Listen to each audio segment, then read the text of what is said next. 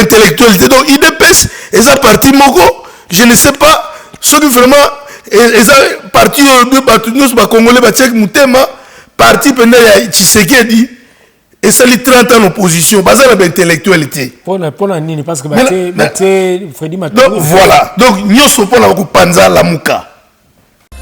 3x.congo-top-news.com.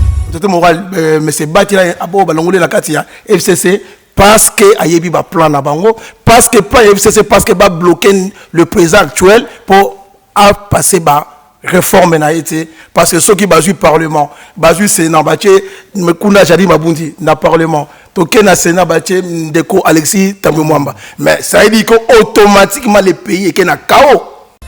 3x.congo-top-news.com. Na ba analyse obiso to salaka tozomona ke na ba comportement na bango et na ba positionnement na bango, c'est comme si ce sont tous ces gens nommés par Kabila. Donc pendant ngai na mona baza nommé, on est on dit ma présidente, n'est pas on dit ma député. 3x.congo-top-news.com. Parce que comment vous voulez que le président actuel, monsieur le président Félix Chilombo, a sa réforme pour l'intérêt à peuple congolais égalité parce que une partie a bâtiment qui va bloquer le Congo. Ouais. Donc c'est pour cela aujourd'hui l'autorité morale, le sénateur Modeste Bati Lukwebo a lobby stop politique. C'est-à-dire que c'est PPRD et AFDC alliés. Et dans le cas il y a FCC, c'est-à-dire que le parti où il y a un regroupement, il y a Ezali AFDC alliés. Donc voilà. Mais c'est Kabila, oui, parce qu'on a travaillé avec lui, on ne peut pas refuser. Voilà. Ça veut dire que notre autorité morale, ça veut dire qu'il a été ministre économie, dans le gouvernement, on ne peut pas le refuser. Après, il est devenu ministre, donc il y a plan, mais Wane Zali, le ministère est occupé. Mais tant qu'il il a des résultats. Maintenant, tant qu'il y a un accord, tout ça, mais Bango va respecter l'accord. Parce que l'autre, deuxième force, avec tous les poids politiques, automatiquement, il n'y a pas à demander. Donc, ça dit que primature, il fallait qu'on apprenne à Bisso. Primature, à cité.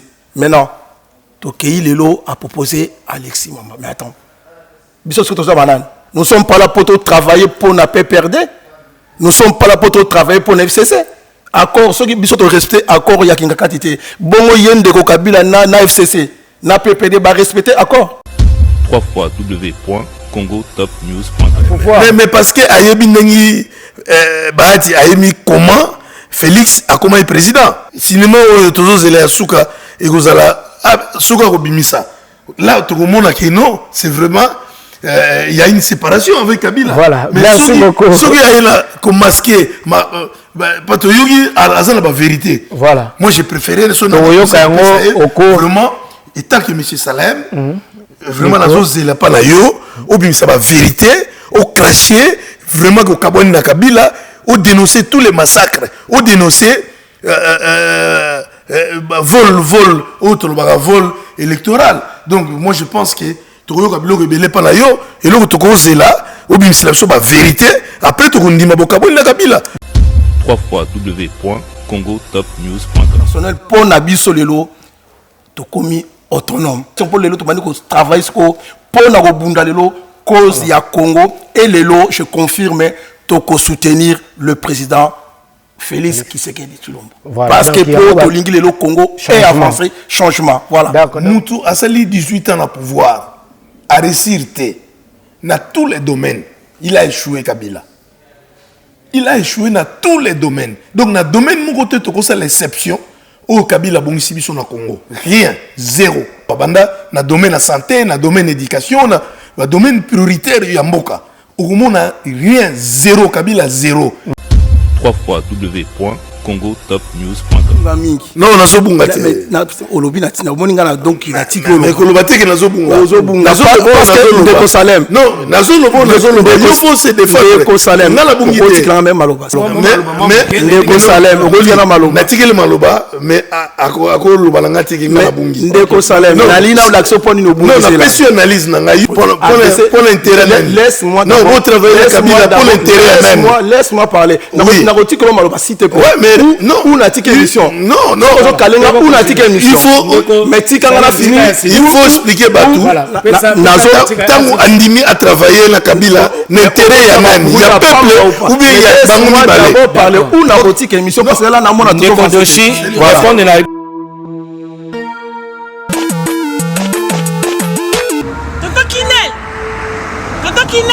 Oh! Parce que biloko nanga depuis na tinda bandeko nanga na ngolo ba bazika biloko nanga te 6 mois yango papa. Biloni. Bilo bakoli na tinda kiko. Mon atteint biloko ça fait 6 mois. Non, agence nango. Mais eko ma TV. Non. Rita na bilope leki nanga buta ka pe bato tinda biloko. Muto zo ba forme musicien, ala forme ndeza ba moko na studio, aboka ta mutu modi bangate. Mon frère. Rita. Leki nanga. Biso dans la côté des autres qui dans là, ils ont chargé les lots. Pour ça, le bureau, qui nous choisit, quand on regarde ça, quand on check côté de la salle, ils ont cherché le bureau de Angola, fait 45 jours de commis. 45 jours de commis. Il a fait combien d'années? Angola Express Business International. Ah bon? Pour les aller au Tchèque bloc en France et qui est mon Angola. La conteneur peut direct. 45 jours sur le bureau. Pour les aller sur le bureau, sur sa voiture, vraiment. Mais quel est le jour en Angola, maman?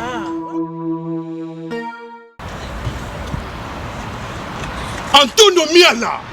Moi, on va lier wana. D'ailleurs, je peux dire Rita yaka. N'Angola ça ouais. Angola normalement ils ont la palanca. La palanca. Le bana tu Angola ba yebiso komi kana palanca wana. So komi na Mathieu. Komi normalement na hôpital na Sanator. Hôpital Sanator. Kalaka. Oui, ça va dire. Komi na hôpital Sanator. Okomi wana pembeni wana tona bara na Mathieu Zarawana. Bara Mathieu. So komi na bara Mathieu tuna luka Rua Jota. Rua Jota. Donc Jota ko bazo Jota. Dans ce tout cas, Rouagé, Batutu Bayebi déjà, agence César Moro Koto, la Palanca Batutu Bayebi, agence César Moro Angola Express International. International Business. Bana Suisse, Bana Belgique, Bana Italie, Bana Angleterre, Limana Ezawana Londres. Oh, non, sabi Kaza Mwana Angola, Benga Biso Tokoya, Tokotinda Biloko, Tosa Biloko, To chargé, et Ken a vacances à Ozala très à l'aise dans Luanda. Mesdames, Mesdemoiselles et Messieurs, bienvenue dans votre émission Hero Show, évidemment chez Noli, dorénavant. Donc voilà, aujourd'hui nous recevons pour vous les acteurs politiques, Banamboka, des Congolais évidemment, et à qui nous allons parler des actualités qui dominent dans notre beau pays qui est la République démocratique du Congo. Aujourd'hui, nous allons faire en sorte de faire un petit débat, de discuter par rapport à tout ce qui se passe, la gérance de notre pays. Nous avons déjà un nouveau président élu il y a peu. Donc là, il y a le gouvernement que nous attendons. Il y avait déjà un premier ministre qui était là, mais nous attendons évidemment les gouvernements. Mais avant cela, il y a d'autres changements. Il y a des séparations, des divisions, on peut dire comme ça, dans des regroupements. Il y a aussi évidemment des suspensions de l'autre côté. Et avec tout ça, nous allons essayer d'en parler. Des sujets qui dominent aujourd'hui, c'est la nomination ou la désignation de M. Freddy Matungulu comme directeur général de la BAD, Banque africaine de développement. Donc voilà, qui a été nommé par le chef de l'État, Félix Antoine Tshisekedi. Et vous savez, ces derniers, il faisait aussi, on peut parler comme ça, il faisait partie de ce regroupement de l'AMUCA. Alors, l'AMUCA son anglais comme Ndengenini, tout ça aussi évidemment, donc aussi avec l'actualité de M. Bahachi Lukwebo, le sénateur, si je peux dire comme ça, qui vient d'être suspendu au sein du regroupement de FCC. Voilà, à ma gauche, je suis avec M. Doshi Kilundu, donc, qui est membre, je peux dire comme ça, le président fédéral France. Président fédéral France de FDC et Alliés, qui est à ma gauche déjà, que je m'avais dire bonsoir monsieur. Bonsoir. Voilà, monsieur Doshi. Et à ma droite, monsieur Salem Service, ancien de Fonus, de Olengankoy. Et aujourd'hui, il n'est plus là, mais il est là comme militant. Mwanamboka, azo milité pour na ba Congolais, pour na Mboka, que je m'avais dire bonsoir monsieur Salem Service. Bonsoir monsieur Nodi. Voilà, mesdames, messieurs, nous allons rapidement passer à la présentation de chaque de nos invités. Donc, je laisse la parole déjà à M. Doshi Kilundu, donc, qui est le président fédéral France. Je vous laisse le micro et vous présenter directement aux nombreux téléspectateurs qui nous regardent. Oui, bonjour, en fait, bonsoir, M. Noli. L'émission est en bilingue, surtout que photos à la plus de Londres, Allemagne, la compréhension à Malamou. Ceux qui sont à l'aise dans le plateau. Merci. À vous. Bonsoir, M. Noli. Voilà. Je me présente, je suis le président fédéral des AFDC France et Alliés. Donc, je suis M.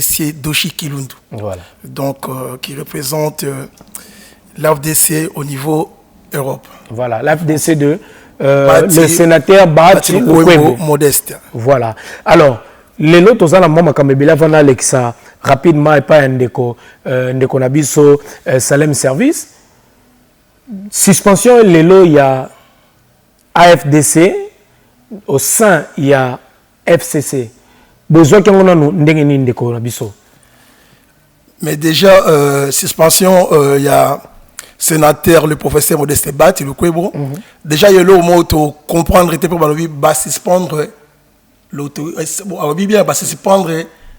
l'autorité morale de l'AFDC et alliés. Mais il ne fallait pas le baquer, suspendre AFDC.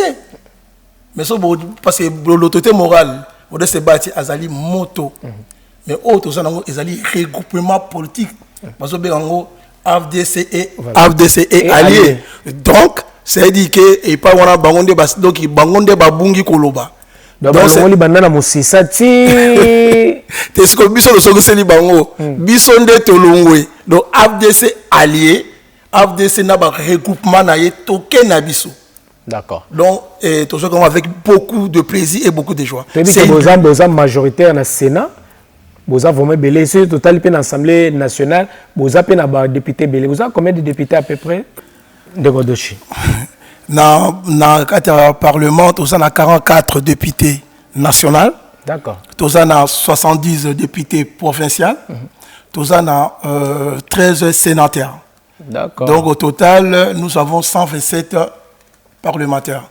D'accord. Ok. Merci beaucoup. Donc, mesdames, messieurs, donc, vous comprenez un peu, donc, Tozana, de Konabiso, Doshi, Aza, vraiment, Azo représenté, Bat, le Kwebona, AFDC, qui est le président fédéral France, je tiens à vous signaler. Alors, tu passes rapidement à mon amboka, Salem Service. Tu passes un micro. Alors, présentez-vous et puis, Mikolo Salem Service l'activité des années ni tomoni Mikolo le kio mo émission et belé boni Mikolo Salem Service. En tout cas, soko pour salon micro pembeni. Merci Noli, merci Doshi. Ouais.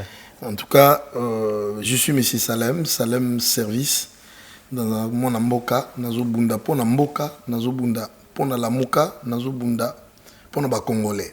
Voilà. La présentation d'Abisson la Sagi on a habité pour la baki aux anciens Yafonus. Est-ce que vous avez l'un des cofondateurs de Fonis? Si vous avez le logo pour ça, vous avez micro au la biso bien. Vous avez parmi les cofondateurs de Fonis France. Parmi les banda Fonis, en Europe, nous avons deuxième personnalité. Après le président Olenga Nkoyi. Parce que Fonis, donc, Stati, Makamnyo, Fonis, et comment on a dit ça, et Salama en Europe.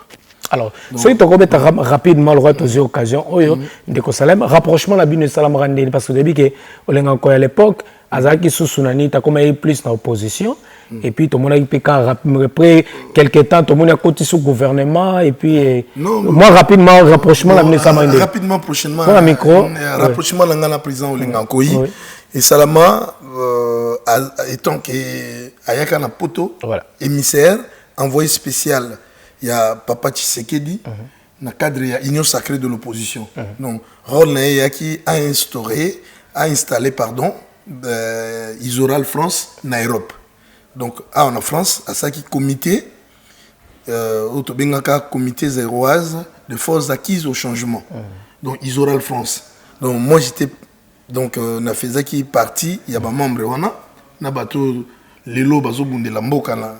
Bamususu na ndenge ya mabe kuna se sanga bakusu deo donc biso tout ozalaki na kati ya plateforme wana donc babenga yango Isoral France donc Olenga Nkoyi installaki pe rapport ezongaki na Kinshasa confirmé na Isoral ya Kinshasa par président Tshisekedi. Voilà. Voilà donc depuis wana tokangana ki wana ti na ndenge foni c'est yaki ko salama yaki question nanga na posa qui est parti na ye parce que na landa qui est il était trop brillant na ba explication na combat na ye na monaki que vraiment on pouvait travailler ensemble. Voilà. Ayibisinga que non par rapport à idéologie na idéologie na ye azozonga Kinshasa soka zonginde akoya kotala makamba parti na ye donc na ko rappeler batu na époque wana azaki ko travailler na président Tshisekedi na cadre ya union sacrée de l'opposition. Tout à fait.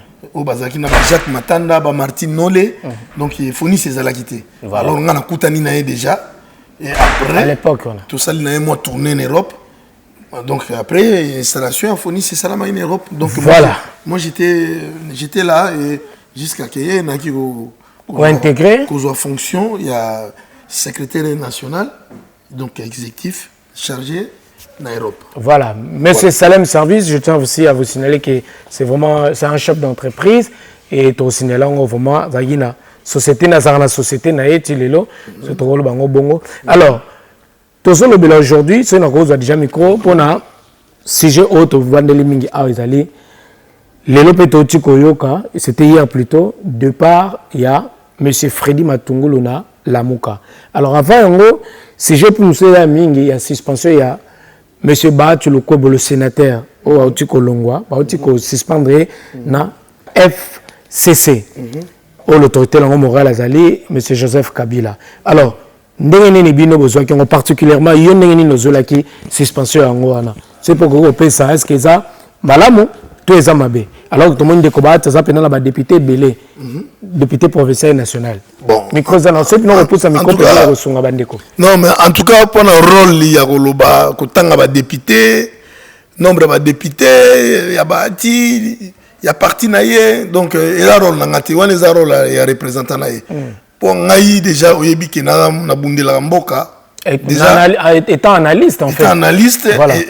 Étant molobeli ya mboka ceux qui na défendre ba congolais puisque rôle na biso yango wana parce que il faut défendre mboka parce que mboka ezokende mboka banda ko kende mezo kende donc il faut toujours sa mboka na maboka ba congolais donc omoni tant ça dia pena congolais déjà tant ba député ngai ngala ndimaka nanga bangote na ndimaka donc na ndimaka bangote to ko tanga bango baza 1000 baza 50 ngala ndimaka ba député wana te parce que ba député wana nyonso baza batu la plupart n'engito na ba analyse obiso to salaka to zomona ke na ba comportement na bango et na ba positionnement na bango c'est comme si ce sont tous ces gens nommés par Kabila donc les députés au Bazali et voilà donc pendant ngai na mona baza nommé n'engito ndima pe président na biso te ouais so repousse micro donc n'engito ndima président te n'engito pe ndima ba député te parce que noli ngai peut-être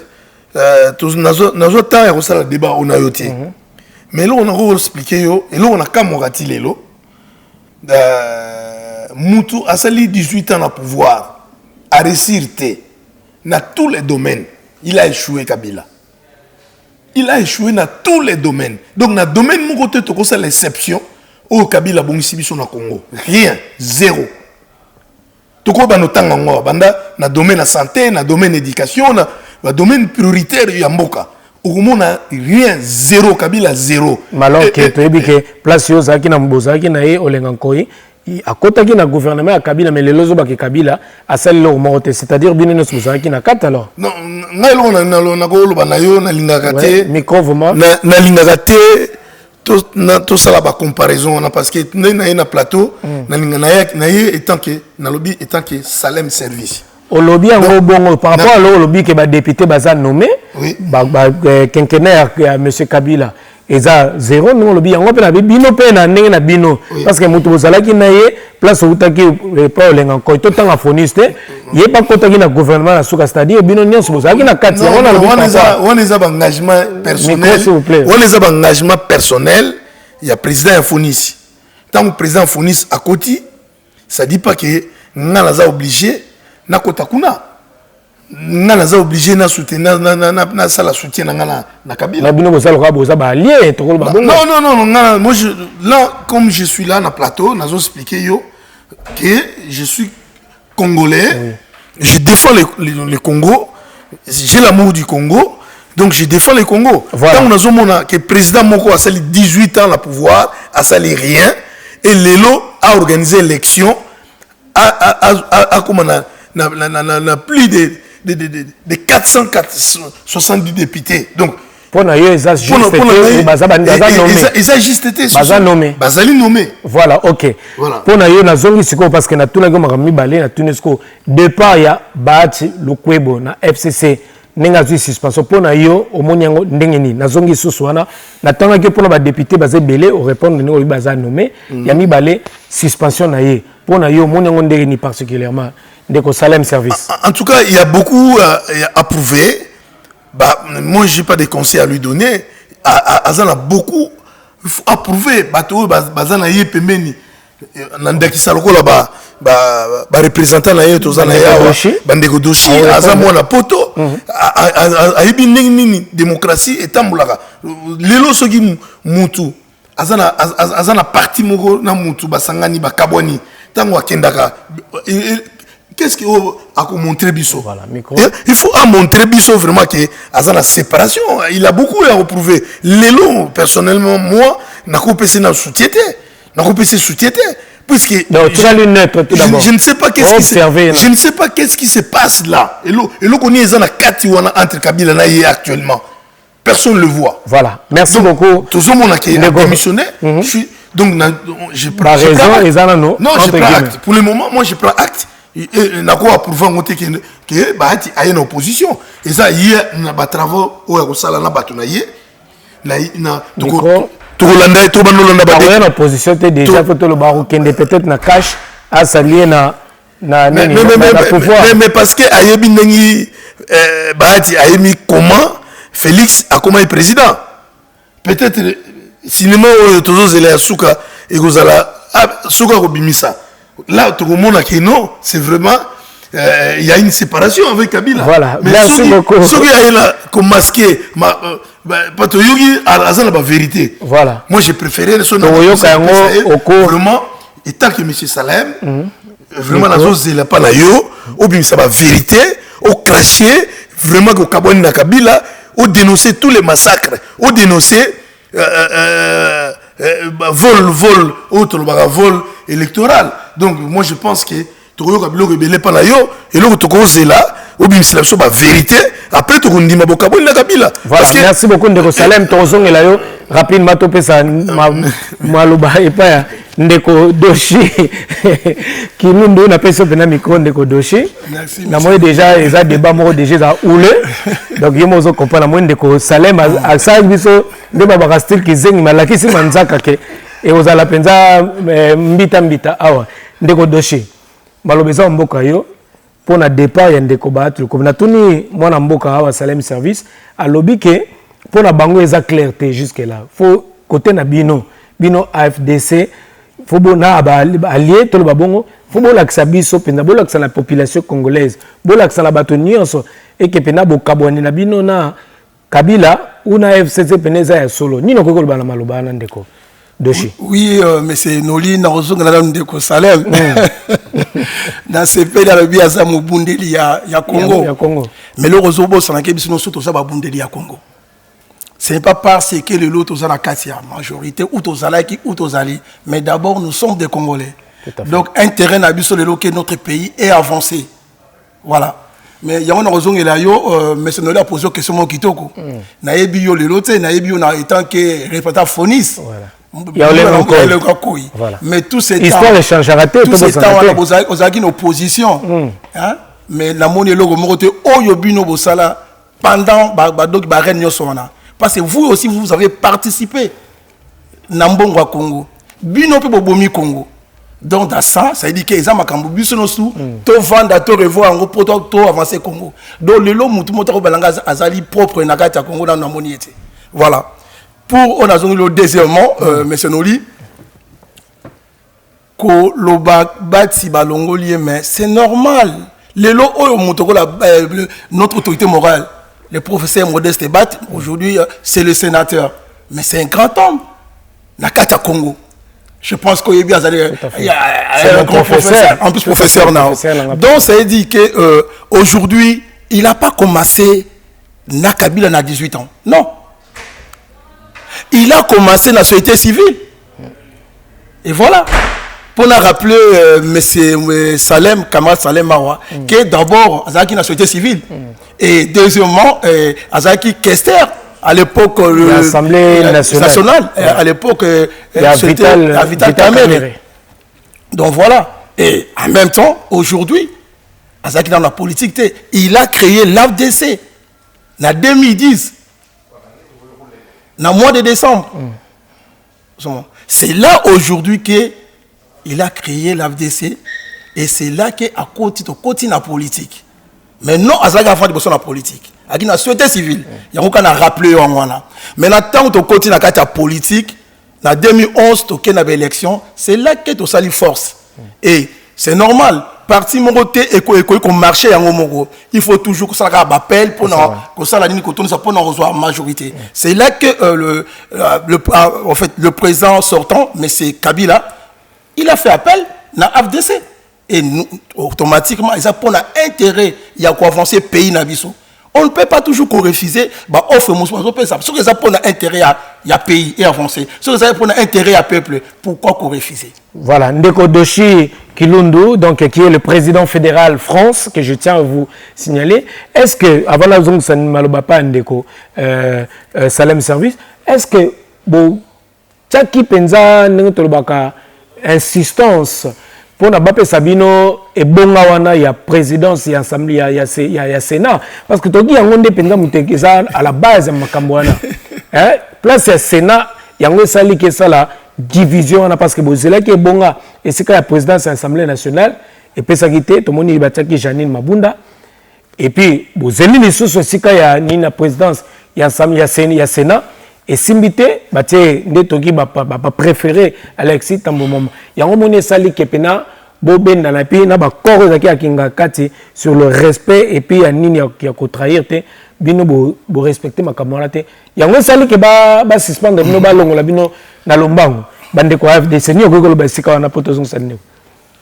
Déjà Ndekonoli la moni question motuno ya makasi ya la moni non mais oui motuno no sou ezia peut présenter nous sur la makasi pour les alliés intérêt en boka. Donc mais c'est noli ce n'est pas que Tolongwe pas ce que Bapi Melib Sonini. Déjà pour biso l'autorité morale Modeste Bat c'était pas un homme qui parle trop.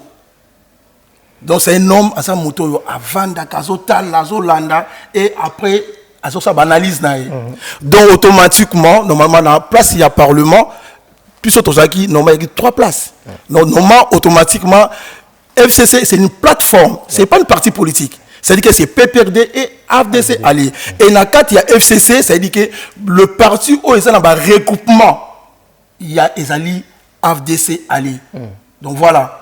Mais c'est Kabila, oui, parce qu'on a travaillé avec lui, on ne peut pas refuser. Voilà. Ça veut dire que notre autorité morale, ça veut dire qu'il a été ministre économie, dans le gouvernement, on ne peut pas le refuser. Après, il est devenu ministre, donc il y a plan, Tobo Yangote, mais Wane Zali, le ministère a occupé. Mais tant qu'il il a des résultats. Voilà, ça c'est un. Maintenant, tant qu'il y a un accord, tout ça, mais Bango de va respecter l'accord, c'est. Parce que l'autre, deuxième force, avec tous les poids politiques, automatiquement, il n'y a pas à demander. Ce qui est l'autorité morale, il y a FCC, c'est les camarades, c'est le Joseph Kabila. Donc, automatiquement, il va, le Kolabek dans le Parlement, Janine Mabundi. Donc, ça dit que primature, il fallait qu'on apprenne à Bisso. Primature, a pu citer.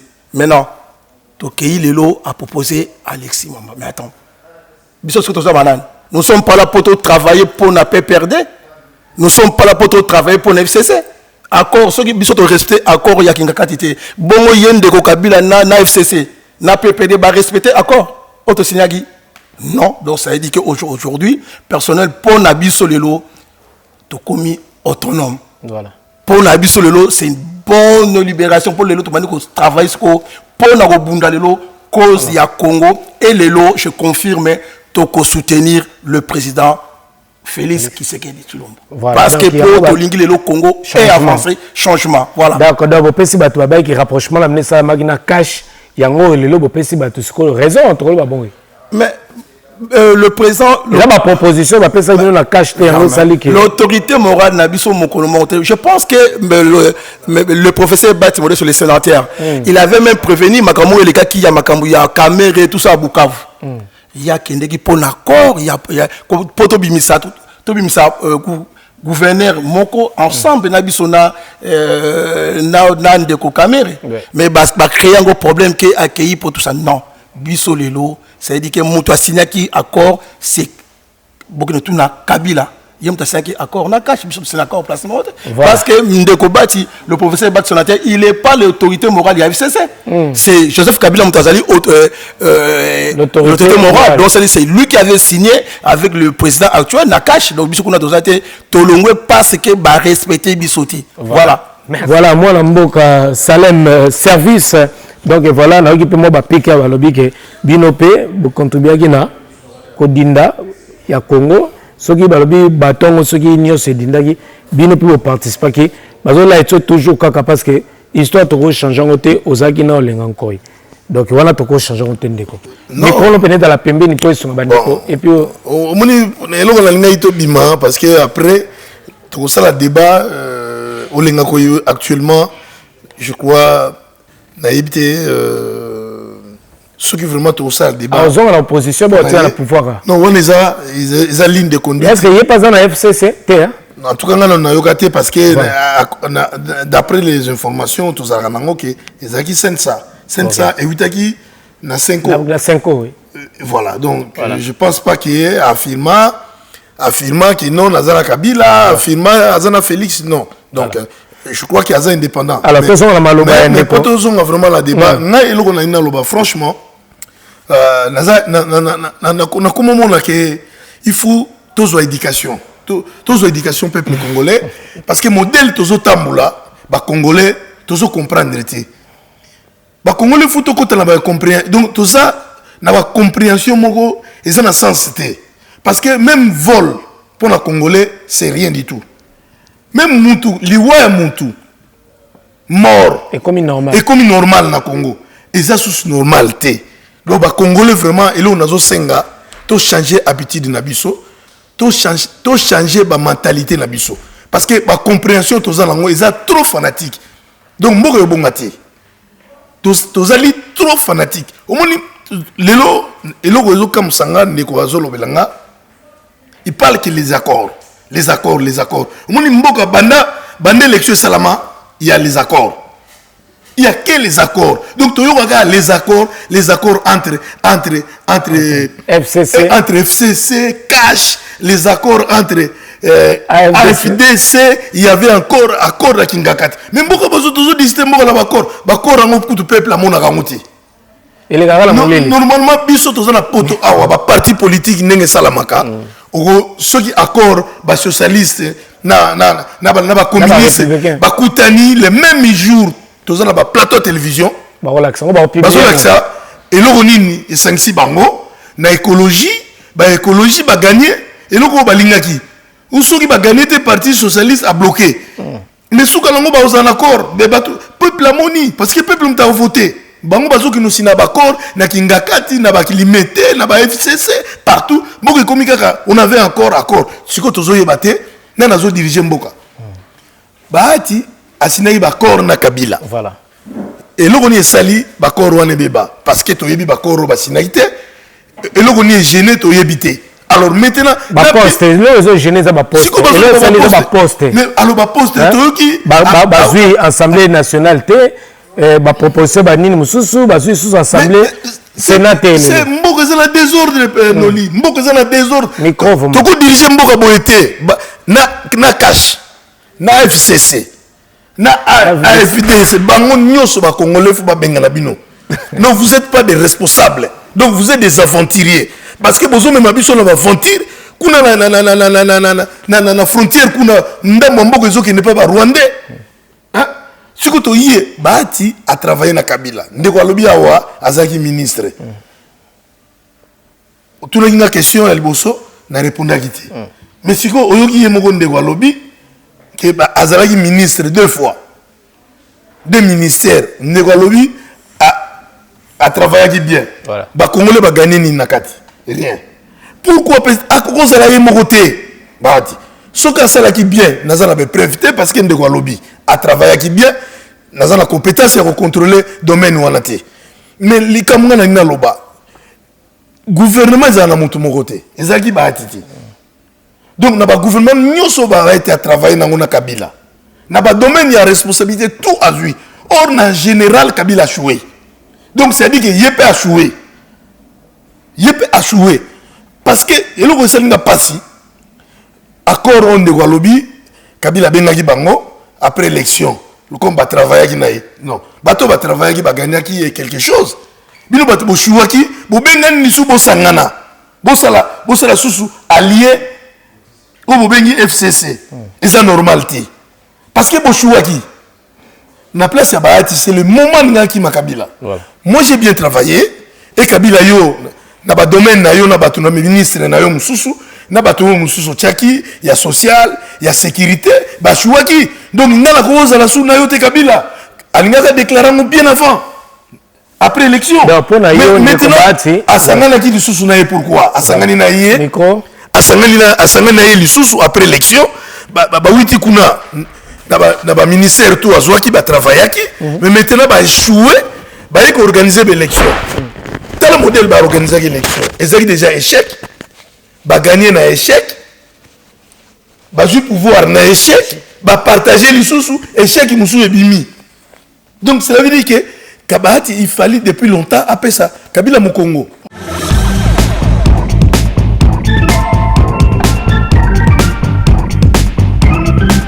La société PVP Plomberie est la solution pour tous vos problèmes de plomberie chauffage.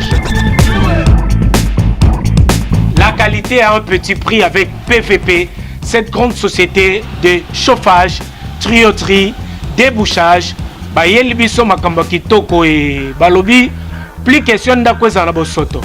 PVP est la solution pour tous vos problèmes de WC, tuyauterie, débouchage, réparation des fuites et remplacement des ballons d'eau chaude, toilettes et tout type de robinet, réparation de chasse d'eau, toilettes.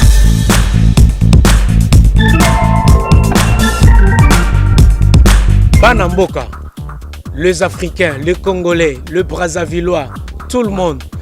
PVP, la société PVP, mais biso solution pour nos travaux, nyonso ya biso ya ndako. Vous avez des problèmes de canalisation bouchée, douche, lavabo, évier, WC bouché, n'hésitez pas à me contacter. Une équipe de professionnels est là pour régler vos problèmes.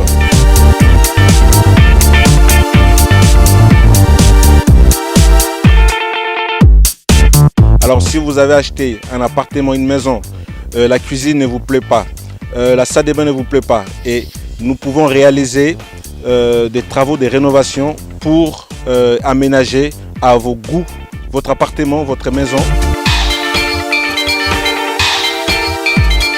PVP, la qualité à un petit prix. On fonctionne, on nous appelle, on vient, on s'occupe de votre problème. PVP, c'est la solution. C'est meilleur. On est très propre, on est rapide, on est efficace, mais à un petit prix. On peut aussi faciliter vos paiements. Vous pouvez payer en plusieurs fois. Alors, bino bozana ba problème ba chauffage. Kobanga lisusu te. Bino bozana problème ya ba WC. Bozana besoin ba débouchage. Kobanga te parce que la société PVP ya mwana mboka et memeli biso qualité mais na prix ya mukie. PVP, la solution pour plomberie chauffage. Mais à un petit prix. PVP, benga pour la solution n'a pas problème na yo. Plus question, ndako ton na la bosoto. PVP, c'est la solution.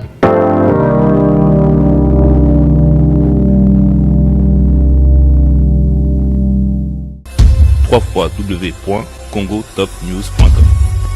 Cela veut dire que il fallait assumer, les lots assumer, Donc, pour yo, le fait de travailler dans Kabila qui est côté d'un résultat positif, fallait se retirer directement dans Kabila. Mais c'est normal, na poto ezalakandengwana. Ndeko de chios que ça peut na passion micro. Nabi na poto premier ministre a démissionnaga. Ndeko ministre. Ndeko Salem. Ministre moko sali. Ndeko Salem. Nazo mono zo kende. Ozo bunga mingi. Non, nazo bunga te. Na olobi na tina moni ngana donc il a tiko. Mais kolobate ke nazo bunga. Ozo bunga. Nazo Ndeko Salem. Non, nazo lobo yo faut se défendre. Ndeko Salem. Ngala bungi te. Tikanga même maloba. S'il te plaît. Tikanga maloba. Mais Ndeko Salem, tikanga maloba. Na tikele maloba, mais ako loba nga tiki ngala bungi. Ndeko Salem. Na lina l'action poni no bungi. Non, na pesi analyse na nga yo pesa o. OK, ça problème. Voilà. Mais c'est Ndeko Salem. Oui. Quand on parle, le mot très kitoko, il y a des choses au bunga, le gouvernement. Faut ébaquer les lots. Gouvernement, ils ont géré pas ya tango Batasakina, le professeur Batasakina na gouvernement, il a jamais été premier ministre. On est d'accord. Donc il a été ministre de l'économie. Pour nous au prévaliboso, ça dit que tango ciment. Et bon ça dit que le professeur Batasakina ciment. Un déjà. Donc, ça veut dire que le ministère de l'économie, il a fait beaucoup de choses. Bokizaki pour une élection. Il a vu à Soudaki très bien qu'il a payé 20 millions de dollars chaque année pour la CENI pour préparer l'élection. Abi ou a condimate ba prouver nga, ba contredire ngai. Motomorote Abima a contredire. Donc ça veut dire que voilà parce que c'est un homme, il est honnête quand il dit. Donc, laisse-moi. Mais c'est ça. C'est une échec. Mais tu as dans le bala, monsieur. Oui, c'est Salem. C'est Salem. Mais c'est Salem. Mais tu as dans le bas. Aujourd'hui, na lobby na okelelo, mais c'est bâti Azali chef à gouvernement. Il a bateau Azana autre bateau Pesaï. À l'époque, c'était ministre et premier ministre Matata Pon. Alors voilà, tant balobi que Bimisa Mbongo, a Pessi Mbongo, a Ebi Pazaro qui n'est pas Ebi, et ils pour préparer l'élection. Alors, à l'obi que Mbongo, on a Pessa Kana, Seni, autant. Chaque année. Maintenant, au Bananga, a Ebi Mbongo qui était par rapport à quoi? Parce qu'à Yebagi Soka, Yebagi, à Egol Bateke, non, mais à Yebite, l'on est basé salaire Mbongo.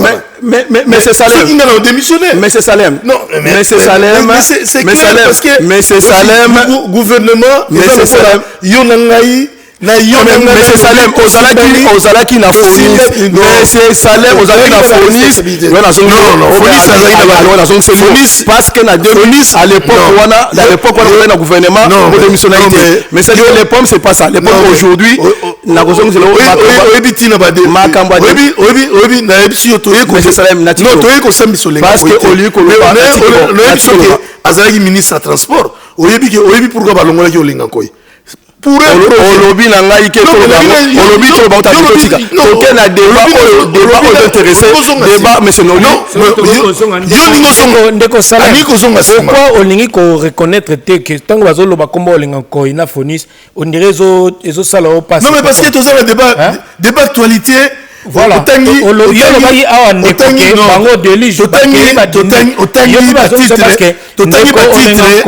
Il a travaillé avec Kabila. Non, mais vrai ou faux? Vrai ou faux? Et tant qu'il y a un ministère, vrai ou faux? Non, un ministère va travailler bien. Va travailler bien parce que Kabila a dit choix. Mais d'un côté, il a trahi Azaï parmi d'autres a trahi Papa Tshisekedi. Non, il a travaillé. Non, mais il a pas trahi. Il a pas trahi avec accord. Et qui accord général au Basalaki en Afrique du Sud. À côté qui na accord global.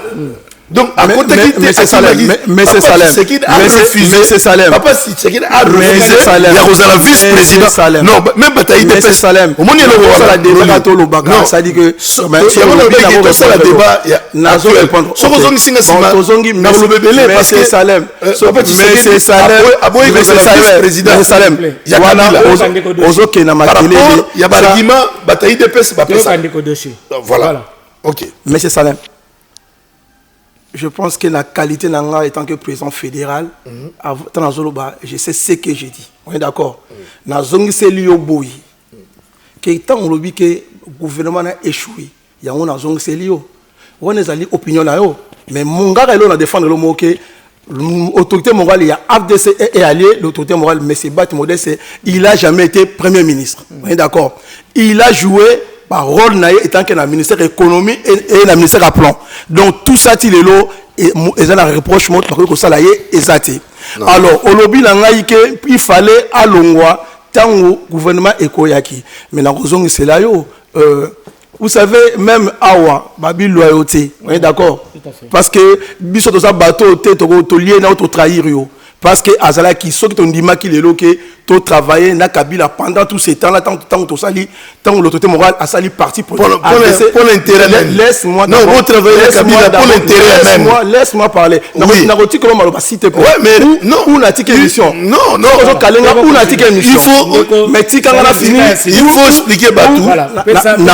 Tant andimi à travailler na Kabila, l'intérêt ya nani? Il y a peuple ou bien il y a bangouni balé. Parler on a roti émission parce que là Ndeko Doshi répondre à la question Ndeko Salem alobi na intérêt ya nani oyo bino bolingaki bondeko continuer ça na pour l'intérêt nani yango na fona invité na tout ça débat na l'accès projet il y a parti AFDC ezali parti pour la peuple aujourd'hui mais aujourd'hui répondez bati na intérêt nini oyo bino bandeko na intérêt ya nani il y a peuple bien bino mo bien parti l'amitié na bino mais c'est Noli mais question merci la question là mais vraiment tout ça quand même pas grande personne tout ça intellectuel aujourd'hui Bati il a travaillé l'AFDC je parle d'abord de l'autorité morale il y a AFDC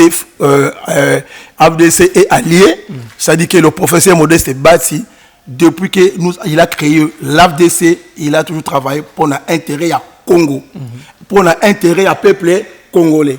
Alors, la raison de Soki, parce que il faut quand même respecter, parce qu'il a travaillé avec Kabila, tout ça là, c'est une plateforme. Basali appelle Nabiso, il ne peut pas refuser, mais tant que tu parce que c'est le loyauté, parce que nous sommes comme ça, il faut comme Mamoutou, Malembe Tinasuka.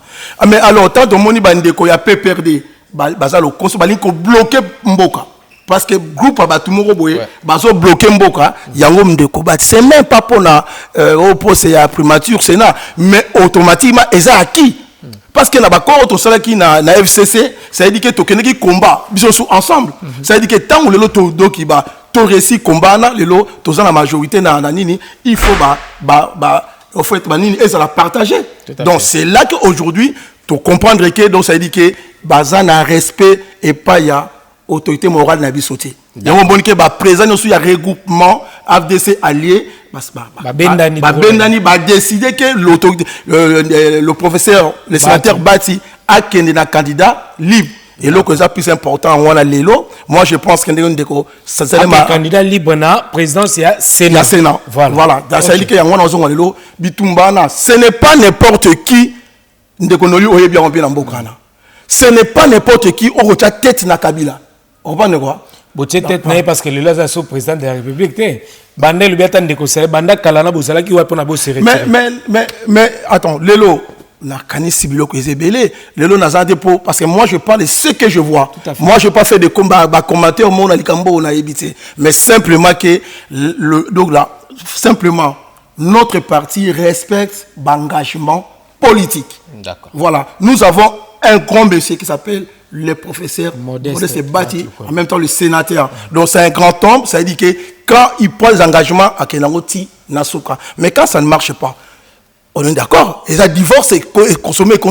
Donc, ceux qui te comprennent bien, dans Malobanayo, nous comprenons bien plus et comme débat, il y a Makambo Itali Sénat, parce que le sénateur bat le Kwebo, à aucun de plus na indépendance de Babongo, à kende libre pour na kozwa na sika oya bokondia présidence ya Sénat. Donc yango pena tokolo bape bo accepter yango lelo ndongo lobi awake bo ndimi na bino bo zala bino suspendi bo longwe na bino sikope na bino bobike to longwe to kena biso juste pour na kozwa place wana. Mais de toutes les façons biso tozali FCC même si on parle de Kabila, à autorité morale FCC, mais il n'a pas notre autorité morale. Notre autorité morale, on a là, c'est le professeur Bati, c'est le sénateur. Voilà. Donc, on défendre. Alors, donc ça dit que Kolongwanabiso, mais c'est un bon débarras, mais de toutes les façons, tout ça va soutien belé. Parce qu'aujourd'hui, dans la tête, il y a Sénat. Pourquoi on a la vérité en Wana? Parce que parce que oui, la vérité est claire. Parce qu'aujourd'hui, que tout Kende, poste nous sous Kabila, pourquoi? Parce que Batuna on va travailler qui dans le monde naé mais parce que à ce bango parce que ayebi ko diriger bango ayebi que son na lobi non parce que bayebi ba dossier ba sana ya mabe parce que soki Kabila parce que à quoi tu me le professeur Batité le sénateur parce que azana il ko ya mabe té sur le choix Alexis Tamumamba sur to kota rapidement pour na to kota nango le choix Alexis Tamumamba c'est za pe choix mo pe mabe té ce to ba bongo. Mais pourquoi Bobo Yango mais c'est Alexis Choua il y a Alexis Wana ils ont engagé kaka et comme le Kabila mais ils ont engagé mais kasi Wana lozongi ils ont engagé kaka patron na Kabila donc pas aki patron na bino to ba bongo na plateforme voilà il a jamais été na plateforme il y a un autre Choua na asali mais oui Choua na asali Tobo yangote me biso de monde que choix wana pour na Congo avancer monto na cause na tête ya sénaté choix m'avait pensé que aujourd'hui même ba opposant on sous ba diom dongola ba sala ba prison il était avec ministre de la justice non ba cha bon en prison yé non makambeleke belé mais ça dit ba dossier na ezali boye bien on bien pour bolinga la lobon tous ndeko Salem service ndeko Salem le choix ya Alexis Tamumamba na président ya FDC à la personne de Modeste Batch le sénateur. Pour yo choix eza nini pour yo surtout en opinion. Non mais elo on a golo baliboso dans tout ça moko zo tambola bien té pona ba nozongi la ga phrase wana dans tout ça ils ont moni saké donc deal au Félix asalaki na Kabila ils ont continué parce que Kabila a respecté bamakamuna ye nyonso oyo bazalaki nango na corps oyo tilelo tozoluka toyeba moko ndamu mais je crois que baza mayele te baboya kobimisa accord écrit mais bazolakisa biso ndamu siko peuple congolais azomonaka ngo ndamu donc banda tobandaki banda bélection lekaki donc respecter ba accord te pona bino ba accord na ils ont respecté pona ngai nazomona nomination nomination wana oyo eza choix ya Kabila voilà donc eza choix il y a Kabila il y a peuple congolais non eza choix non il y a peuple congolais eza ba choix oyo Kabila atiaki déjà na deal. Donc, na muto asinaki deal que voilà, na kozwa boye, na kozwa Sénat, na kozwa Assemblée. Donc, na kozwa libanda, na kozwa ba député, na kozwa ba ambassadeur. Donc, comme na ba ambassadeur, il y a ba ambassadeur, au bazana kati ya deal que Félix ne peut pas toucher. Mon frère ami, soki gouvernement tilelo. Et ça qui n'a pas si l'air lobby. Président élit un peu de temps. Ouais. Président élit un peu de temps. Et ça n'a mal. Parce que ça fait déjà 6 mois. Ça fait déjà longtemps. Vous battez un peu de temps. C'est longtemps déjà. Donc il fallait tous dans le gouvernement. Je dis il y a peu. Non mais il n'y a pas payé. Il n'y a pas payé mon frère. Donc payer ça gouvernement depuis nomination, depuis élection, fausse élection, déjà les lots. Donc tout ça na gouvernement té c'est quoi pour na to kende rapidement to na ambassadeur to ko lo baketo to lo bande baninga msuba zo bake mais Félix président au hasard actuellement to lo bake nde bat msuba zo loba c'est le va dire bat msuke aza diriger mais il n'avait preuve tout zomona puisque eloko na loba tout à l'heure qu'on a vraiment eloko na loba tout à l'heure parce que ba l'axibiso en clarté na fait deal entre FCC na cash eza boye mais tout le monde a un acte pendant l'élection intervention en France 24 il a dit que c'est qui verbal il a avoué qu'il c'était verbal et non c'est qui mais la lobby ce qui est verbal a nommé gouvernement andima gouvernement mais ça gouvernement moko ya coalition to ba football ça ba composition non il y a des AFDC pe longo faut ba député ba ministre ba makoto yo ba ko sangsa ba ko ah mais est-ce que yo comme si ba ti soka même ceux qui même ba pesier tant soka azwa ki nomination wana côté kuna kana et pe ngabo zala kaka parce que côté kuna pe kana et go zala peut-être tant mususu kuna baseli kana mais kuna peut-être ba opc mais le gars si ba bebani voilà to éviter souka ngo zala nini mais ngelo na ina lobaka ke choix oya Kabila exemple d'abord mabe pourquoi déjà mutu wana déjà Alexis déjà ba congolais balingaka été et deuxième point aza déjà na opinion internationale aza na kota mabe aza affiché aza interdit. Mais comment vous retirez un président sénateur à interdit? Ah ouais, comment interdit? Parce qu'il y a une limite que France a obtenu de la sénateur n'a pas que nous visiter hier. États-Unis au salamoté. Donc c'est déjà bazo pays na désordre, na désordre, bazo continuer na désordre. Donc il n'y a pas de changement dans le pays. Voilà. Donc, merci beaucoup. Donc il n'y a pas de changement. Merci beaucoup. Donc Chowana Ezamabe. Chowana Ezamabe. Alors, donc, maintenant, côté mais merci beaucoup. Donc, le choix déjà, tout le monde qui est à Chomambé. Nous allons passer rapidement au deuxième sujet d'Abisso. Avant cela, voilà. Parce que, M. Salem, Namoni quand même, pour une fois, ok, quand même, moi bien. On l'a vu que le choix, on est malamouté. C'est-à-dire, donc, Salem a tel intérêt, il y a la population congolaise, il y a un parti politique. Non, il y a un parti politique. Il y a un déjà, il y a un de Salem, merci, parce qu'au moins, analyse, nous avons les Akitoko. Nous avons dit que le choix, malam, le sénateur Batluko. Voilà, merci. Merci beaucoup. Donc voilà, donc continue à deuxième point d'abus Zali. Il y a Ndeko Freddy Matungulu Oaza nommé par le président actuel Félix Tshisekedi Tshilombo na comme président il y a BAD. Il y a Banque africaine de développement. Oh les lots qui est à chaque 3 ans les lots commis fiko quoi les lots pas na biso ba congolais. Ndeko Freddy Tomoni depuis auti ko signé déjà na azaki na katia lamuka. Est-ce que tokolo ba ke lamuka et panzani ou bien Félix nazo luka ko panza lamuka parce que bike ndeko Gombo Jean-Pierre Bemba ndenge toka ki azo luka pe poste atu misuba lobi azo luka poste ya ministère des finances misuba ba ko zo poste ya défense. Et là on est ko besika na ndeko Salem. Bon.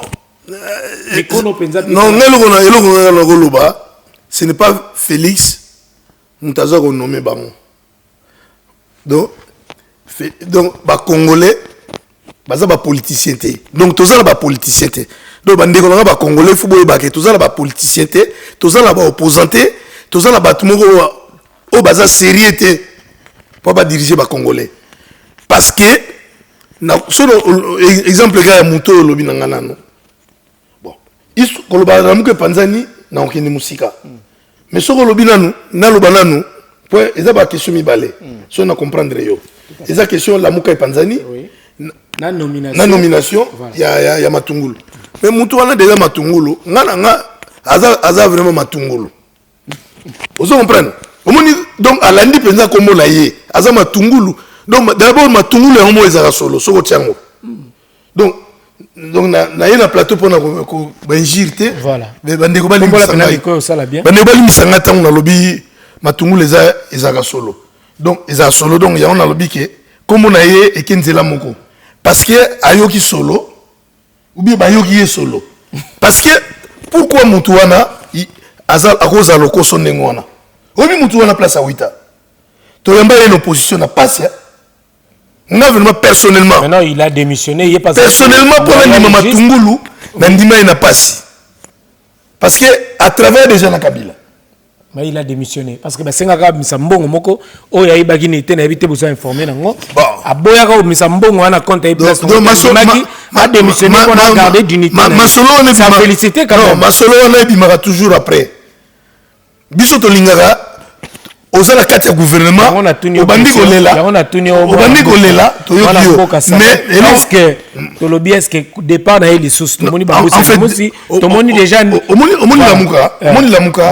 lamuka ezangate lamuka ezayote Lamuka eza Fayuluté. Lamuka eza Mbembate. Lamuka eza Moïsité. Lamuka c'est l'esprit des changements. Eza Mozitouté. Lamuka c'est l'esprit des changements. Où il latinga. Où ils ont la tabandeko aussi balatiango. Ils ont senga bandeko musupe balatango. Parce que l'esprit de changement, les esprits moraux. Il faut que le coordinateur à l'amour ezali M. Moïse Katumbi, mais tout le monde kaka Francis Kalombo, ba oti ko sala be mission, bazo tirer côté babi lettre wana ikendaki na sera. Non, mais na kuna kansegi. Non, waliza pour mususu quand même. Voilà tout ça le départ il y a parole parce que so kotinga la matungulu. Alors, nous allons rapidement parce que Francis Kalombo il faut na lobelaye. Voilà, Totanga rapidement communiqué de presse Oyo, nasi batbomo nango en illustration, nous allons mettre ça. Professeur Freddy Matungulu Mbuyamu, il enquire président national de Congo Nabiso, communiqué de presse. Alors, le 30 juin 2019, le mandat trinal d'administrateur de la Banque africaine de développement BAD en sigle pour le Burundi, le Cameroun, la République du Congo, la République du Congo-Brazzaville, la République centrafricaine, la République du Congo, RDC et le Tchad arrivent à terme de ce mandat qui était porté par le Cameroun pendant les 3 dernières années, revient désormais à notre pays, la RDC, qui exercera donc au cours de 3 prochaines années tomonyango nomination balobi soucier nanana et balobi exercice naye Matungulu Freddy oyo aza nominé donc alobi boye na lutango soucier d'assurer de la bonne représentation de notre pays auprès de cette grande institution financière continentale. À plus donc le chef de l'État Félix Antoine Nanana Tshisekedi a de me désigner pour assumer plutôt le mandat confié à la RDC et tant qu'administrateur j'aurai à défendre au conseil d'administration de la BAD.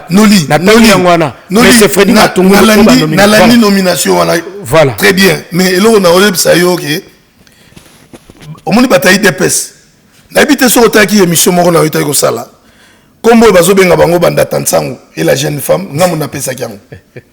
Donc ngamu na pesa ikombo wana banda tansango la UDPS. Na pesa bataille UDPS banda tansango et la jeune femme oyo bande ko nyos tu bazu yango bakomi ko benga bango banda tansango et la jeune femme.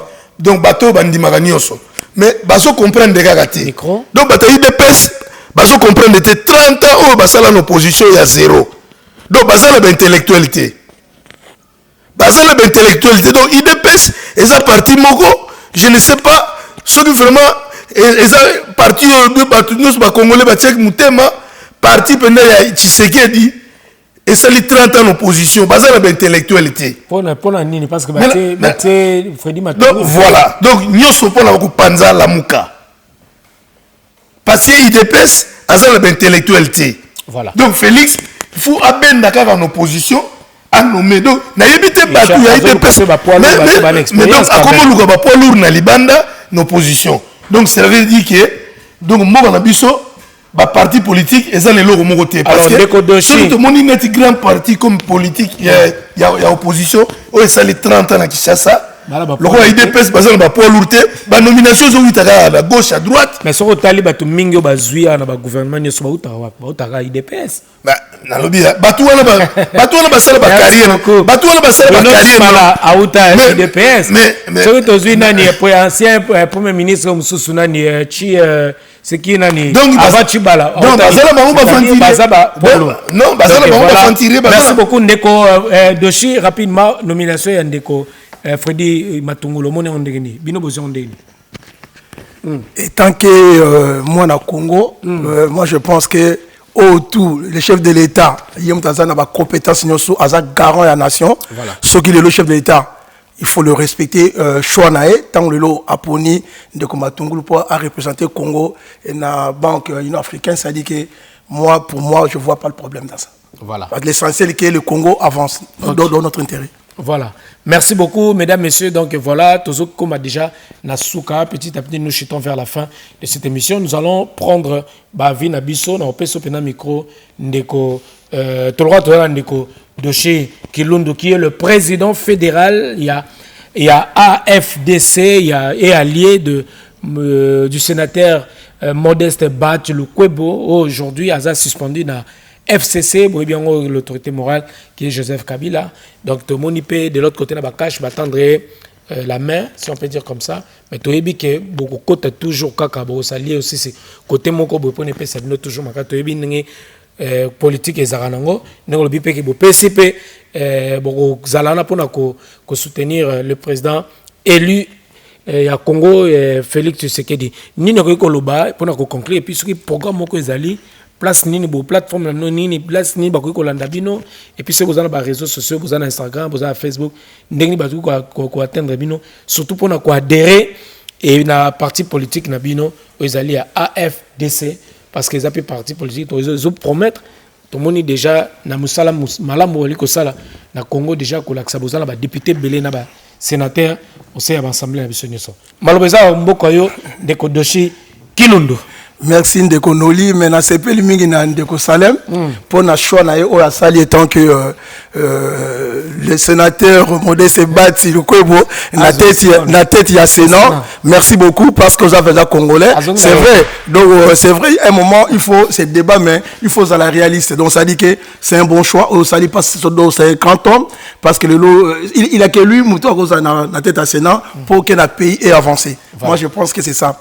Deuxièmement, ça dit que je demande à tous les Congolais, y compris M. Noli, d'adhérer à l'AFDC et de soutenir les candidatures des sénateurs Bati, le Modeste. Parce que c'est très important, parce qu'il y a un groupe, il y a un bâtiment qui va bloquer le pays. C'est-à-dire qu'il faut comprendre que si l'autorité morale, M. Bati, la FCC, parce que Ayebi va plan na bango, parce que pas FCC, parce que va bloquer le président actuel pour passer réforme na été parce que ceux qui basent le parlement basent sénat baché me kuna jadi mabundi na parlement to que na sénat baché Ndeko Alexis Tambwe Mwamba mais ça veut dire que automatiquement le pays est na chaos parce que comment vous voulez que le président actuel monsieur le président Félix Tshisekedi a sa réforme pour na intérêt à peuple congolais égalité parce que une partie a bâtiment qui va bloquer Congo. Donc c'est pour cela aujourd'hui l'autorité morale le sénateur Modeste Bati Lukwebo a lobby stop. Akobanga mutute et puis peut tokobanga mutute toza Congo eza ya biso nyonso Congo eza ya mutute mutobanga zate donc na sengi na peuple congolais nyonso na sepeli pona déjà félicitations na président fédéral nyonso Guy Richard au bazana lukunga Tchangu Mwamba na fort bozo sala et na remercier vraiment na président fédéral ya Kivu Kuna ya no senga et puis ya Congo central na zona na bino vraiment félicitations na travail bozo sala il faut que na combat oyo pour na libérer Congo et donc voilà ça dit que parti politique na biso so mo rejoindre biso donc ezali tozana des régions Ferra na 500 champigny siège na biso donc voilà donc so qui bokoti na Facebook bobeti AFDC Allié France vous retrouvez biso AFDC Allié France retrouvez nous rapidement et puis beaucoup côté na ba message na bino directement pour na bo s'adhérer na mouvement Oyo donc voilà tout si mais c'est Noli sincèrement bon na félicité aussi na ngobosana vice-président nanga azana Kinshasa Kendeka travail merci na travail aux na Congo mais c'est Moussaka Delvaux continuez toujours il faut toujours rester à côté de l'autorité morale parce que c'est un homme ça dit que c'est un homme d'État ça c'est un vrai Congolais et qui veut changer le Congo et le Congo va changer avec le nouveau président actuel Félix Tshilombo tout si les sanana zong samndeko rapidement na pesa Ndeko Salem rapidement na monipe ba député na bino lelo to lobela makambo ba invalidation ya ba député est-ce que comme peut ko toucher côté na bino te parce que tout le monde a déjà ba ko invalider ba député mususu pour na intérêt ko kotsa ba député ya PPRD est-ce que comme idée comme la bino tout le monde déjà Ndeko Weranson la za na côté na bino na AFDC mais tout le monde ba invalider mais ba tende komoko ya PPRD na sika wana ni no ba peut-être passer un message na likambo wana Ndeko Noli kasi yango lelo to lobike bon ba ndeko mususu ba lobike le président actuel, le président Félix Tshilombo Aza président. Mais le Longa a confirmé que c'est un président de la République. Donc c'est un président de la République parce que tant que Longoli va député na Assir, félicitations parce que a bien président cour constitutionnel, à YBCN non parce que donc à revoir tout ça. Donc décision de temps à revoir. Namoni bandeko bazongi na parlement, on veut dire toujours merci na président de la République parce que c'est comme ça que il doit être comme ça pour na. Quand Ndeko Wera par exemple Ndeko Wera c'est vrai. Sincèrement, naïbika Ndeko Wera mais makambo va salon conflit na obemina pour vraiment AFDC n'a pas que ça député na bino. Mais député parce qu'on a toujours à ça qui recours na à ça qui recours bon bah ça na pas bonne uniforme mais tout ça là bon soi-disant que bah ça na problème na obemina mais je pense que parti est Roland Delango. Parce que Azali, député à AFDC allié, dans le cas AFDC allié, nous avons autorisé moral battre le modeste, les sénateurs déjà.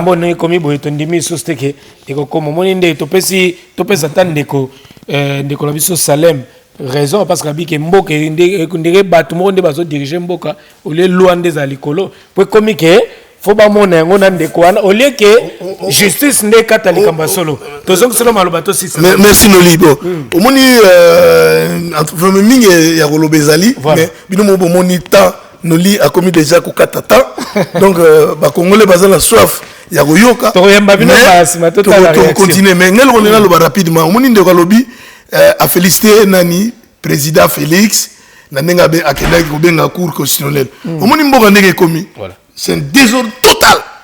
Badiri Sambo a boité. Bazo sa ba fantir. Azana droité. Félix Azana droité ya obenga conseil constitutionnel. Batu wala baza ba fantirier. Soki lelo ba suspendre bandeko wana. Pourquoi? Be preuve ni bazala inango. Basenga failo ela bango be preuve. Donc bazala be preuve kuna vérité des urnes. Donc la vérité des urnes. Donc parce que ils amaka ya zirna et ça m'a kamouté que oh non président conseil à Longoli après Félix Abengi te zongisa non moni Congo bozo me mango lokola mboka moko boye vraiment ça passe bandeko nanga et ça passe balobi président Abengi bango bazongisi vraiment ça va ventir parce que conseil wana baloba l'air nyonso to beta tolo baza ba ventirier baza ba marionnette ya Kabila baza commandé na Kabila. Donc tout ce qui est au Kabila lobaka yango basalaka. La preuve moni bandeko malgré bazalaki na ye AFD bazalaki na ye mais bazwaki même Kanaï bazui Kanaï ozoki bato lamuka ezoki ndambo ya IDPS donc bato wala to conclure déjà to conclure to zongo maloba parce que vraiment na soki na jubo vraiment ba congolais va comprendre voilà donc le gars toujours chité mais eloko nanga na loba message à Souka déjà non avant message à Souka après message nanga Souka na opesa na président Fayulu mais message oyo nazo pesa sikoyo nazo pesa na Francis Kalombo voilà Francis Kalombo za aventurier na yebi très bien oyebinga soko na lina luka yo na koluka kalate na oloba oyebi ndenge ozwandako kalate na oya na oloba keba oyebi ndenge ozwandako ngala na ina biro na roni epa ozakoya keba Francis Kalombo oza aventurier oki ba diplôme tout oyiba kuna na kisasa o sala poko mafoka kalate na oya na obimisa awa ndenge ozwandako oyebi ndenge ozwandako Francis Kalombo oyebi ba biro aroni wana biro la ngene zala yuana Salem service ezalaka na lupango wana mais ngala yo totika na okuta na te parce que ozala obumbama na voiture oki ngala ebisa yo keba la Fayulu oza na niveau na yete Fayulu atanga la Créteil Fayulu atanga les États-Unis alors bozo ni mumi mboka na ndenge ya basse donc bozo kitsa Congo bozo sisa Congo valeur yo zala mukala Kabila okomi mukala ya Moïse Katumbi mais yo la Fayulu le nini boza na niveau mokoté yo za ventilier otanga te moi une classe muke otanga wana mais oza muyiba ba diplôme ya ba avocat vous comprenez kalate na oloba voilà keba nengo zwanda to chitwaneza poto chité ngala ngala feli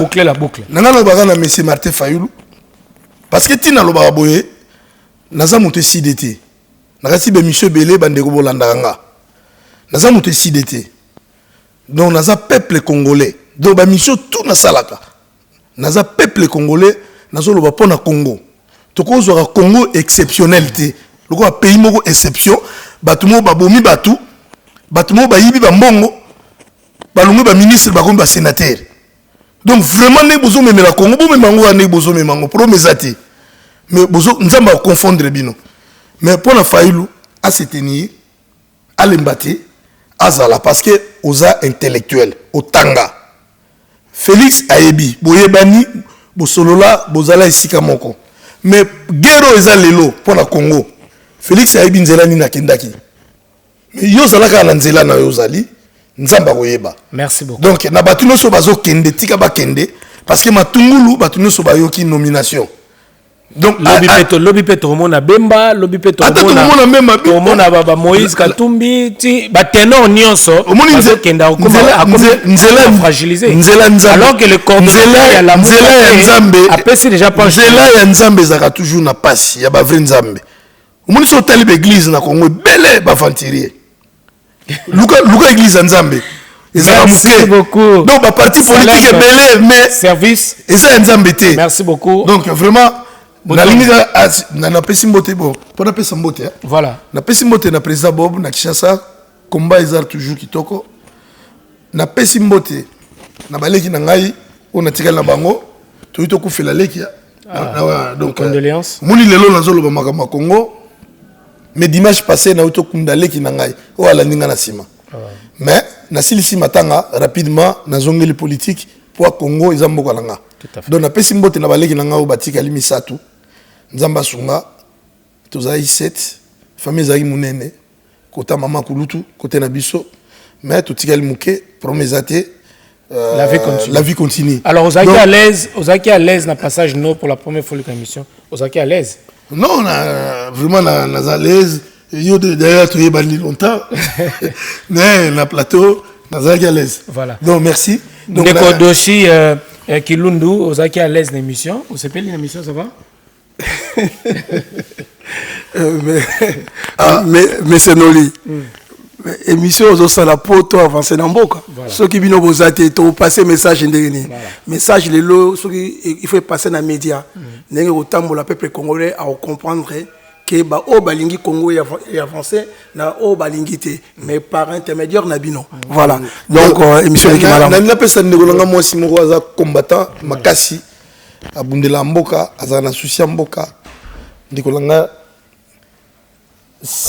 donc Sylvie Ekofo les conforts donc vraiment beau continuer ndengwana ezamboka na biso beau continuer na ba maman de Boulonnais na Belgique beau continuer vraiment ezamboka na biso to tika ngote to lingi Congo merci beaucoup moni temps et temps naza pena ba doshi c'est un ami malgré azakuna nga naza na ngambo tout le temps ba conseil tout le temps na oyokaye tout le temps y par oyokanga toujours bundela mboka donc to continuer eza guerre té mais ça to sala pona Congo pona intérêt à Congo to bundela ka Congo eza pona Congo to kufaka pona Congo merci beaucoup Ndeko Salem service to monique malobe ya kolobe zali ebele mais le temps nous est imparti ngonga penza eza mukuse pona bandeko pe otala biso senga mingi pe batala mo mission po eza mulai makasi penzate merci beaucoup mingi na bino vraiment la porte est grandement ouverte ceux qui ba débat musu ba sujet musu ezali boya vraiment na bandeko pe botala biso bozana besoin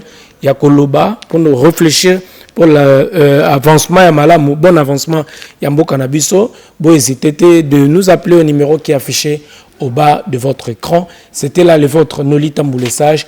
Restez branchés sur www.congotopnews.com et vous nous regardez également à la RTG Award à Kinshasa chaque mardi à partir de 22h40 et la rediffusion le vendredi à 15h. Merci à l'honorable Pius Mwabilo Mbayo, donc Moukala, l'honorable élu Mbalebele.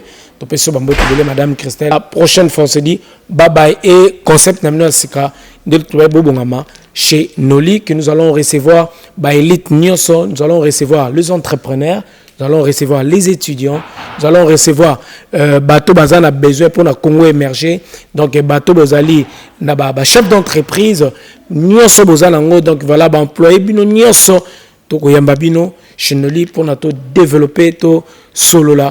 Comment investir au Congo et bateau peut passer des investissements. Est-ce qu'il y a un danger? Comment faire aussi pour que tous allons protéger l'investissement la biso? Pour comment chercher évidemment assurance Samalamo pour nous protéger bien la biso dans le Congo. N'hésitez pas à nous contacter. On se dit bye bye et à la prochaine. Merci beaucoup à vous et merci Ndeko Doché. Allez, ciao ciao. Au cœur de Kinshasa, la capitale, découvrez SB la Principauté, hôtel et restaurant.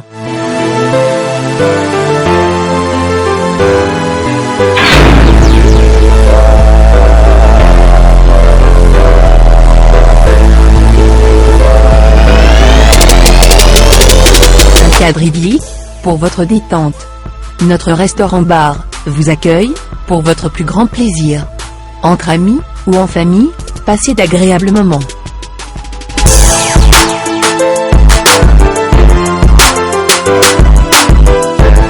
Pour vos soirées grandioses, il y a notre salle de banquet VIP.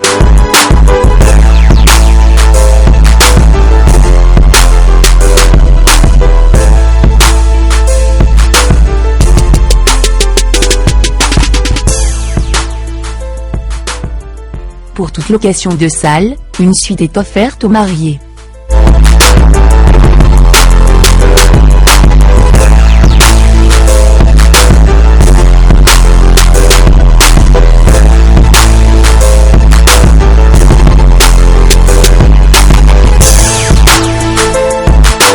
Découvrez nos suites et chambres VIP, ou simples, aménagées pour votre plus grand confort, pour des nuits inoubliables.